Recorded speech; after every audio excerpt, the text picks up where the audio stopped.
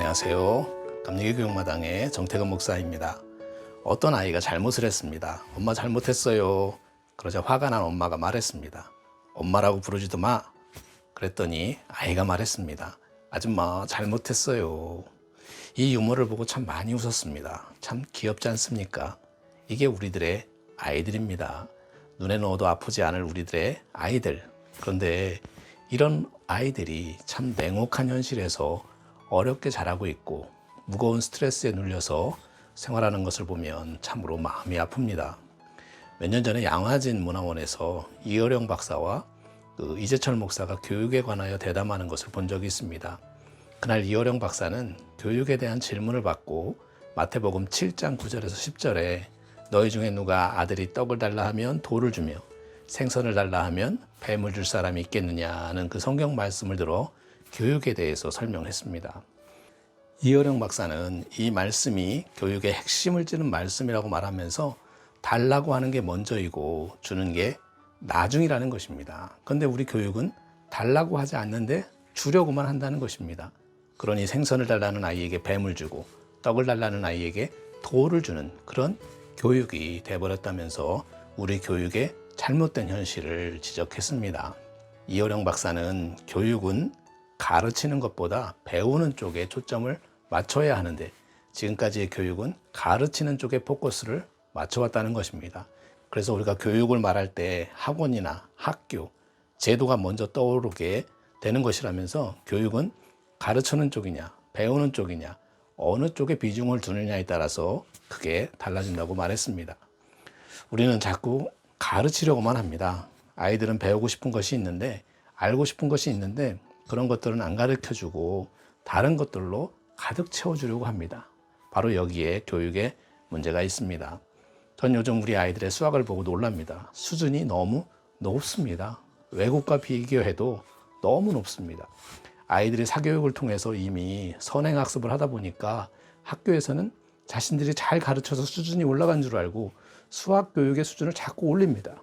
결국 어떻게 됩니까? 가르치는 쪽에 비중을 두다 보니까 교육의 질을 그래서 자꾸 올려버리니까 많은 아이들이 수학을 포기하는 것입니다.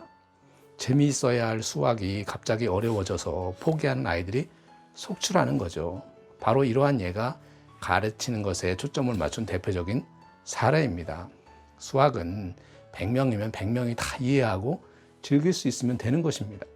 100명 중에 30명을 선발하기 위해서 난이도를 조절해서 몇 명을 선발해내는 것이 아닙니다. 나머지 70명은 어떻게 합니까? 우리 교육에 있어서 경쟁은 어제 오늘의 일이 아닙니다.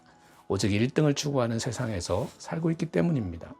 부모들은 다른 아이들 몰래 과외도 시키고 요즘 아이들 자기가 정리한 노트를 절대 남에게 보여주지 않습니다. 내가 잘 되어야 하기 때문입니다.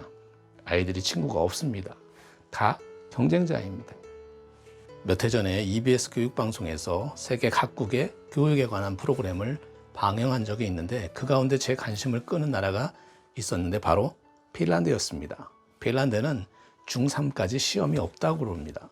그럼에도 선생님들이 한 명씩 학생들을 분석하고 관찰해서 아이들의 적성과 그 장기를 최대한 살릴 수 있도록 배려하고 지도한다고 합니다. 이는 핀란드의 교육 목적이 사회 구성원으로서 책임 있게 살기 위해 필요한 지성과 인성을 배양하는 것이 목적이기 때문이라고 합니다. 우리나라의 교육의 목적은 무엇입니까? 우리나라 초중등교육법 제38조에 보면 초등학교는 국민 생활에 필요한 기초적인 초등교육을 하는 것을 목적으로 한다라고 되어 있습니다. 국민 생활에 필요한 기초적인 것을 교육한다고 합니다. 그런데 사실은 그렇지 않죠. 어떻게 보면 남보다 더 좋은 성적을 받아서 경쟁에서 이길 수 있을까 하는 데 있지 않습니까? 학교에서도 팀을 짜서 하는 그런 프로그램을 진행하는 것이 제일 어렵다고 합니다. 자기조의 장애인 혹은 조금 열등한 학생이 한 조가 되면 점수가 안 나오고 하니까 아이들이 팀원을 바꿔달라고 하는 것입니다. 여기에 부모들도 나섭니다. 어떻게 우리 아이와 한 조가 되어서 똑똑한 우리 아이 점수 안 나오게 할 수 있냐고, 선생님이 책임질 수 있냐고, 이러니 교육이 되겠습니까? 많은 어른들이 부모들이 제일 신경 쓰는 것이 교육인데 참 어렵습니다. 선생님은 선생님대로 힘들죠. 아이들은 아이들대로 힘듭니다.